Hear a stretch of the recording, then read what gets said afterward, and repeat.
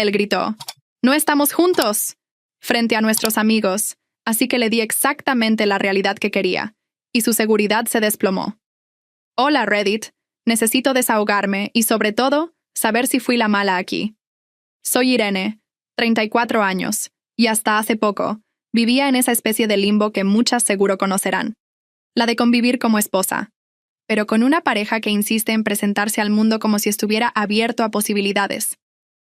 Mi casa es un piso en Valencia, cerca de Ruzafa, que compré yo sola con mi préstamo hipotecario antes de conocerlo. Él, Sergio, de 30 años, se mudó después de unos meses con la excusa de «mientras ahorro para mi propio sitio». Esa excusa duró mucho. No había papeles, no estábamos casados. Pero la realidad era que convivíamos como tal. Llaves, su ropa en mi closet, su PlayStation en mi salón, compartiendo nuestra vida. Todo excepto cuando estábamos en público o frente a gente nueva. Ahí Sergio, mi novio conviviente, se transformaba. Él tiene esta necesidad patética de gustarle a todo el mundo, de ser el chico cool y libre, aunque viviera una vida totalmente dependiente de mí. Era agotador, una presión constante en el pecho. Me sentía como si estuviera caminando sobre cáscaras de huevo, siempre alerta, siempre analizando cada interacción. En casa éramos nosotros. Fuera, yo era su compañera de piso o una amiga si la situación lo ameritaba, dependiendo de quién estuviera delante. Yo, orgullosa de haber conseguido mi independencia a base de currar duro, de noches sin dormir con el portátil y de apretarme el cinturón, con la sensación de tener algo mío, un refugio. Y él, con su encanto fácil, viviendo de las rentas de mi esfuerzo. Su ahorro para su propio sitio nunca llegaba a buen puerto. Siempre había un viaje, una cena, una consola nueva que necesitaba y que, curiosamente, se compraba con una alegría que yo no entendía si se suponía que estaba ahorrando. Era como si se pusiera un chip diferente cuando salíamos. Su postura cambiaba, la voz se le hacía más grave, la mirada más evasiva de la mía. Se despegaba de mí físicamente, buscando espacio, como si nuestra cercanía le quemara en público. Recuerdo una vez que en una fiesta, una chica le preguntó directamente si tenía novia, y él soltó una risita nerviosa y dijo, «Estoy soltero, pero bien acompañado, ¿eh?» Me sentí como un accesorio, una cosa bonita que no se podía nombrar, una especie de comodín que él usaba a su antojo. La sangre me subió a la cara. La notaba arder, pero sonreí. Siempre sonreía, forzando la expresión para que nadie notara el pinchazo en el estómago. Es ridículo, lo sé. Pero en ese momento, solo quería que la tierra me tragara, o al menos que la conversación cambiara. Mirando hacia atrás, las señales estaban ahí, claras como el agua de la albufera. No eran flashes, sino una corriente constante de pequeñas grietas en la fachada que yo me negaba a ver. Sergio siempre hacía comentarios sutiles cuando estábamos con gente nueva. «Estoy aquí de prestado», soltaba con una risita forzada, o «mi casera me tiene bien», insinuando que no éramos una pareja formal. Cada vez que lo decía, sentía un pinchazo, como si un alfiler invisible me perforara justo debajo del esternón. Notaba mi respiración más superficial, la tensión en mis hombros. Yo intentaba quitarle hierro al asunto, pensando qué tonto es, siempre bromeando, pero en el fondo, me dolía. Me dolía porque eran mis amigos y él me rebajaba a ser su arrendadora en lugar de su pareja. ¿Por qué le costaba tanto reconocerme? Ese pensamiento venía con una punzada de vergüenza. Y luego estaban sus encuentros con mis amigas solteras. Si venía alguna a casa, él se transformaba. Se ponía más caballeroso de lo normal, con esa sonrisa que reservaba para las conquistas. Abría puertas, ofrecía copas, se interesaba por sus hobbies con una intensidad que nunca me dedicaba a mí en público. No era un coqueteo abierto, pero sí una danza sutil de miradas y atenciones. Recuerdo una vez que mi amiga Ana estaba hablando de un viaje, y Sergio se inclinó hacia ella, casi ignorándome, con los ojos fijos en los suyos. Yo estaba justo al lado, sintiendo cómo mis manos se apretaban solas, cómo la mandíbula se me tensaba. Quería gritarle, pero me quedaba paralizada, atrapada en esa incómoda escena, con la sangre subiéndome a la cara. Solo lograba sonreír, una mueca forzada para no delatar mi malestar. Lo peor, la parte que más me carcomía, era la hipocresía. Mientras él se autopresentaba como un espíritu libre, yo era la que cargaba con toda la logística, el techo, mi hipoteca, pero también las facturas de luz, agua, gas e internet. La nevera siempre llena, la compra semanal. Todo salía de mi cuenta. Veía cómo el dinero se iba de mi banco cada mes, mientras el suyo parecía intocable, ahorrando para un futuro piso que nunca llegaba. Incluso estaba en mi seguro médico familiar, porque su estabilidad laboral era un chiste y siempre me pedía el favor. Irene, porfi, que me duele la espalda. ¿Me puedes meter en el tuyo? Y yo, con el corazón encogido, siempre decía que sí. Él vivía una vida de pareja con todos los privilegios, pero sin las responsabilidades o el compromiso que eso implicaba de cara a los demás. Era como si tuviera un interruptor. Pareja a puerta cerrada, soltero en público. Y yo, tonta de mí, le permitía activar y desactivar ese rol a su antojo, sintiendo el peso de su libertad en mi propia espalda. La gota que colmó el vaso, la que rompió algo de forma irremediable dentro de mí, fue una tarde que, en teoría, debería haber sido perfecta. Estábamos en una terraza de esas que tanto me gustan, en Ruzafa, con el sol de Valencia calentando la nuca, el murmullo de la gente, el tintineo de los vasos y el olor a espetos y a mar de fondo. Amigos de toda la vida. Risas, cervezas bien frías y tapas compartidas. Un ambiente de lo más relajado, ¿sabes?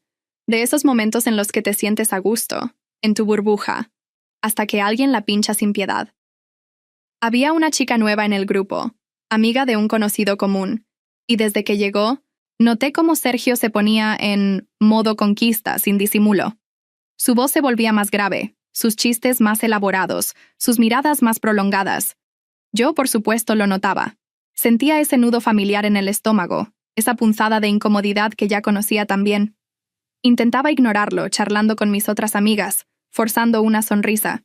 Pero mis ojos siempre volvían a él, a su pose de chico cool, a cómo se inclinaba ligeramente hacia ella cuando hablaban. Era tan obvio que le estaba coqueteando que dolía. En un momento, una de mis amigas, Ana, que es un cielo y no tiene una pizca de maldad, más bien en broma y para pinchar un poco a Sergio por su despliegue de encanto, soltó: «Sergio, ten cuidado, que Irene te va a celar con tanto coqueteo». Lo dijo con una risita, un tono ligero, esperando una réplica divertida o una carantoña hacia mí. Yo me preparé para sonreír y encajar el golpe con mi habitual «oh, ya lo conozco». Pero no fue así. Sergio, con su mejor pose de chulo, y lo juro, elevando la voz para asegurarse de que todos en la mesa, y quizás los de la de al lado, oyeran, respondió: «Tranquila, Ana, que Irene y yo no estamos juntos. Vivimos juntos, que no es lo mismo». El mundo se detuvo. Podía sentir el aire salir de mis pulmones. La risa de Ana se cortó. Hubo unas risas incómodas y forzadas de otros en la mesa, que se silenciaron de inmediato. El sonido ambiente de la terraza, de repente, se volvió ensordecedor y lejano. Sentí un vacío helado en el pecho, pero al mismo tiempo, mis mejillas empezaron a quemar, a arder como si me hubieran abofeteado con fuerza. Intenté tragar, pero tenía la garganta seca. Mis manos, que estaban apoyadas en la mesa, se apretaron hasta que sentí las uñas clavándose en la palma, y él, para rematar su obra, como si no hubiera sido suficiente, añadió, con una sonrisa aún más amplia, y esa mirada que buscaba la aprobación de la chica nueva: «Estoy libre, ¿eh?» Esa frase.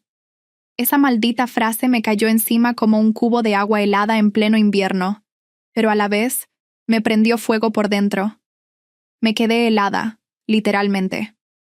Mi cuerpo se tensó. Mi respiración se hizo tan superficial que pensé que me iba a desmayar. No pude decir nada. No pude moverme. Me quedé ahí, petrificada, con la sonrisa forzada y la mirada perdida en mi cerveza, que de repente se sentía amarga. Nadie dijo nada más. El silencio que siguió, aunque breve, fue el más largo y pesado de mi vida. Por dentro, sin embargo, se desató una tormenta perfecta.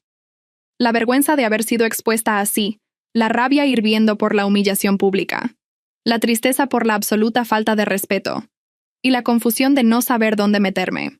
Todo se mezcló en un torbellino que me dejó sin aliento. Algo se rompió dentro de mí. En ese instante, supe que nada volvería a ser igual. Hola de nuevo, Reddit.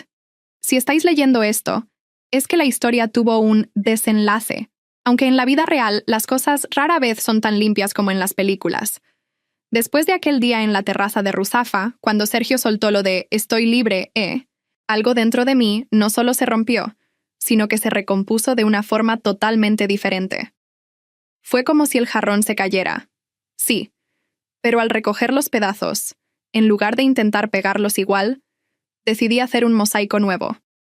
Esa tarde, la vergüenza inicial se transformó en una rabia helada. No me fui de la mesa al instante. Me quedé, sí, pero fue como si mi alma se hubiera despegado de mi cuerpo y estuviera observando desde arriba. Recuerdo la cara de Ana, mi amiga, que estaba lívida, y la de la chica nueva, que no sabía dónde meterse. Sergio, claro, intentó seguir con su pose, pero el ambiente se había enrarecido tanto que hasta él, con su ego del tamaño del Micalet, lo notó. La conversación murió. Bebimos en silencio lo que quedaba y nos fuimos. Yo, en automático, con un zumbido en los oídos y el corazón latiéndome a 1000 por hora. Cuando llegamos al piso, el silencio era aún más pesado que en la terraza. Él intentó algo, en plan, «Irene, no te lo tomes a mal, sabes cómo soy». Era una broma. Y ahí fue donde algo hizo clic de verdad. Le miré. Y por primera vez en años, no vi al chico cool ni al espíritu libre que él proyectaba. Vi a un niño asustado, a un parásito emocional, a un manipulador patético. Y lo que es más importante, me vi a mí, agotada, humillada, pero con una chispa de dignidad que por fin había encendido un fuego. No grité, no lloré. Me sorprendió mi propia calma. «Sergio», le dije, y mi voz sonaba extrañamente firme, como si no fuera la mía. «Recoge tus cosas, te vas de mi casa». Él flipó, claro. Intentó la táctica de la víctima. «Pero, Irene, ¿por una broma? ¿Así me tratas después de todo este tiempo?» El todo este tiempo me pareció el colmo de la hipocresía. ¿De qué tiempo hablaba? Le recordé, con una claridad que me asombró, que mi casa era mi casa, que mi hipoteca era mi hipoteca, que mis facturas eran mis facturas, que su libertad no podía costar mi paz. Ahí establecí los límites, y fueron de acero. Le di 48 horas. Si no se iba, le cambiaría la cerradura y le dejaría sus cosas en la puerta. ¿Fui la mala? Joder, no. Fui la superviviente. Me dijo que era una exagerada, una histérica, que nunca nadie me querría así de controladora. Intentó arrastrarme a su pantano de culpa y victimismo, pero yo ya no estaba ahí. Le dije que era su problema, no el mío, y que mi casa no era un hotel con wifi gratis y servicios de limpieza y cocina incluidos. Su cara de incredulidad fue casi cómica, si no fuera porque venía de años de abuso emocional. Las conversaciones pendientes nunca ocurrieron como él quería. Él quería debatir, argumentar, manipular, intentar hacerme sentir culpable. Yo no. Yo tenía una decisión. Le dije que no había nada que hablar, que el mensaje lo había dejado claro delante de mis amigos y que el trato de compañera de piso o amiga le venía de perlas para la cara de la galería, pero que aquí, en mi vida, no funcionaba. Le recordé la nevera llena, el seguro médico, el dinero que nunca ahorraba porque siempre había algo más importante. Él intentó negarlo todo, minimizarlo, decir que eran detalles sin importancia. Pero ya no había terreno para discutir. Era un ultimátum, no una negociación. Al final, se fue. Con su PlayStation, su ropa y su mochila de espíritu libre, a cuestas. Me dejó un mensaje de texto diciendo que ojalá recapacitara y que se arrepentiría de haber perdido a alguien que le quería de verdad. Spoiler alert, no me arrepentí. De hecho, sentí un alivio tan profundo que casi me mareó. Las consecuencias de todo esto han sido liberadoras, vínculos rotos, obviamente con Sergio. Y no solo se rompió, sino que lo pulvericé y tiré las cenizas al Turia. No hay contacto, no hay amistad, no hay nada. Es una puerta que cerré con 7 llaves y que, sinceramente, no me interesa volver a abrir ni para mirar por la mirilla. Vínculos reparados. Mis amigas. Ana, sobre todo, se sintió fatal por haber provocado la situación. Le expliqué que ella no provocó nada, que solo fue el catalizador de algo que ya estaba podrido. Todas me apoyaron muchísimo. Hubo noches de vino y desahogo, donde me di cuenta de que muchas de ellas ya lo veían venir. Pero por no meterse o por mi propia ceguera no me decían nada directamente. Me sentía arropada, y eso es impagable. Conmigo misma, el vínculo que reparé es el más importante. Volví a sentirme dueña de mi espacio, de mi tiempo, de mi energía. Recuperé mi voz, mi autoestima y, lo más importante, mi paz mental. Aprendizajes personales. La lista es larga. 1. Las señales están ahí. Siempre. No son flashes, son faros. Pero a veces el miedo a la soledad o la pereza de cambiar nos hace ponernos un velo. Hay que aprender a quitárselo, aunque duela. 2. Mi valor no depende de la aprobación de nadie, y mucho menos de un tipo que necesita rebajarme para sentirse cool o libre. Mi independencia, mi piso, mi trabajo. Eso es mi valor, y es innegociable. 3. El miedo a la confrontación es una cárcel. Vivir en puntillas, con el nudo en el estómago, forzando sonrisas. Eso no es vida. Confrontar, aunque duela, es liberador y necesario para tu salud mental. 4. Mi casa es mi santuario, y no un albergue para espíritus libres con cero compromiso y la cartera vacía. Reclamar mi espacio fue como reclamar mi alma, mi identidad. 5. Confiar en mi instinto. Es el GPS más preciso que tenemos. Todas esas punzadas, esas incomodidades, eran mi instinto gritándome. Debí escucharlo antes, pero lo importante es que lo hice al final. 6. No soy la mala por poner límites. Soy la persona que se respeta a sí misma. Y si eso me hace la mala para alguien, pues que así sea. Mi bienestar está por encima de la comodidad ajena. Ahora, mi piso en Ruzafa vuelve a ser solo mío. El silencio, a veces, es ensordecedor, pero es mi silencio. La nevera sigue llena, pero ahora siento que cada euro gastado en ella es para mí, para mi bienestar. Estoy saliendo, conociendo gente, pero con una perspectiva totalmente diferente. Me tomo mi tiempo. Las red flags las veo venir a kilómetros, y no dudo en dar media vuelta. No hay prisa por llenar vacíos, solo por construir algo sólido y real. ¿Fui la mala? Absolutamente no. Fui la tonta por permitirlo tanto tiempo, sí, pero nunca la mala. Y la lección, aunque dolorosa, valió su peso en oro. A veces, para reconstruirte, primero tienes que dejar que todo se caiga a pedazos. Y joder, qué bien se siente recoger esos pedazos y construir algo nuevo, algo mucho más fuerte y auténtico. Para cualquiera que esté viviendo algo similar, escuchad vuestro puto instinto. Vuestra paz no tiene precio, y vuestra casa es vuestro castillo, no la comisaría de un espíritu libre. TL. DR.